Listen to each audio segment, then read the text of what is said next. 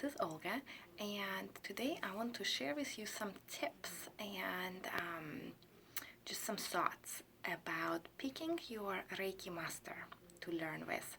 So maybe a friend told you about Reiki, maybe you came across it on social media and whatnot, and it piqued your interest, and you think, okay, I think that would be really cool to learn. Now, what do you do next? Now, as with many things, Google is your friend. So, what you want to do first would be just to Google. You want to Google Reiki classes near you, Reiki classes near me and or your city and whatnot, and it will come up with some list of suggestions. Now, then, after you have those, you do want to check out each teacher and what they offer. So some of the things you're looking for is what kind of training do they have, and how long they've been doing it for, and how often they teach, and if there's anything else that they do. So that is Reiki their main job, or do they have something else and they're doing it on the side? So just some things like that. One thing to remember is that Reiki is not regulated, so each training could be vastly different. You can learn Reiki in one evening, or you can learn Reiki over several weeks. So it really depends. So you want to check out the teacher's bio and see what other interests they have. Don't be afraid to reach out and ask them if you have any questions. And again, you want to know, who did they study with and how long was their training too, so that you can know kind of like what to expect as well. And beyond that, you also want to kind of get a feel for what kind of person they are.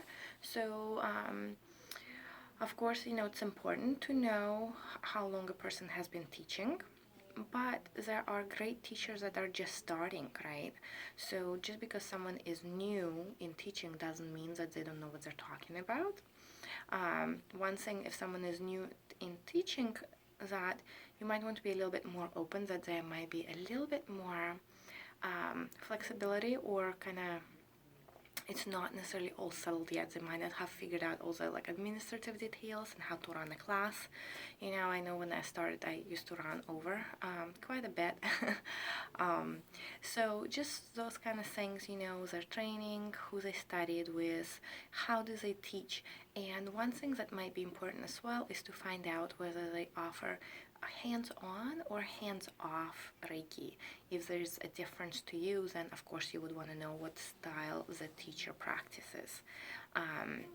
And that's pretty much it. After that, just let your intuition guide you. You want to be able to, read the person's website, maybe meet them. It is helpful to maybe go for a session, before meeting, before signing up for a class.